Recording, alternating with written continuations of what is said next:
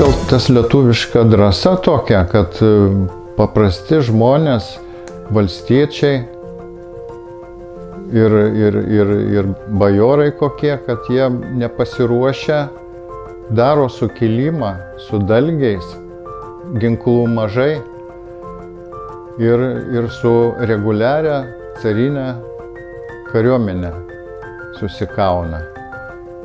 Ir šitas sukilimas taip irgi nenumatytai prasidėjo mūsų pusėje, šitoje Nemuno pusėje prie Čystos Budos kaimo. Ten buvo 1863 metais sausio mėnesį pirmasis mūšis.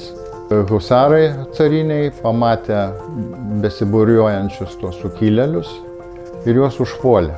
Tai tas pirmasis mūšis buvo pralaimėtas. Žinom, kad tam būriui, kuris sukilėlių būrys buvo, Jastrzębskis toksai buvo buvęs karininkas vadovavo. Ir ten kažkur tai rašo, kad kažkokioj smuklėje jie buvo susirinkę ir juos tie smuklės savininkai išdavė.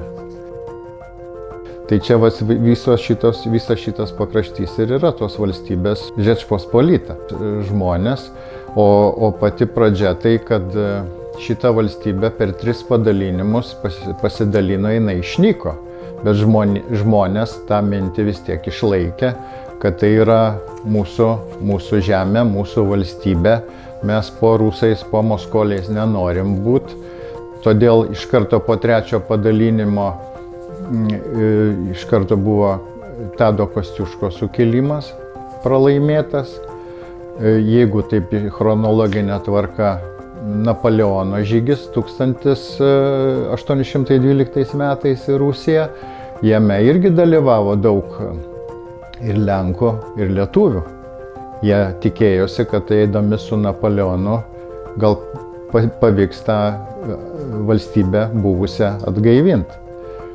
Napoleonas pabėgo tada žiemą, sustodamas Marijampolėj, pralaimėjo, tai šita viltis žlugo, bet tai atėjo iki 1831 metų sukilimas buvo.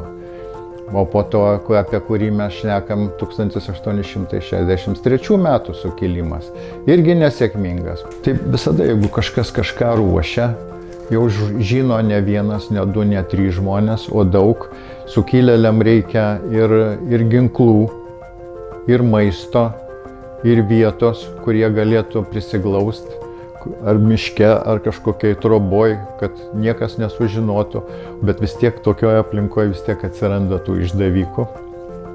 Ar dabartiniam sąlygom, kai karas vyksta, žinom, kaip ten kas vyksta ir tuo metu, tuo labiau, kad viską kontroliuoja. Galim būti įvairių minčių ir įvairiausių pamastymų.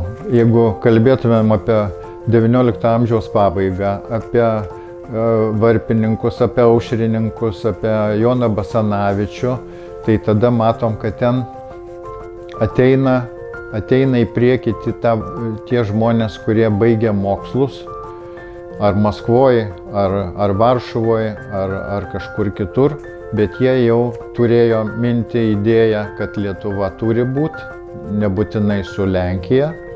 Ir jie, sakau, per tą ne ginklu, o ginklas yra tada kažkokia mintis, mokslas.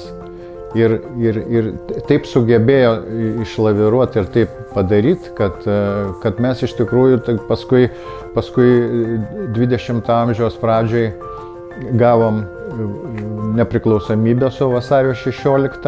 Aišku, irgi daug reikėjo ir ginklų reikėjo, bet pati pradžia tai buvo ta mintis ir tas organizuotumas ir galbūt ir iš to sukilimo, kad ne tik ginklas,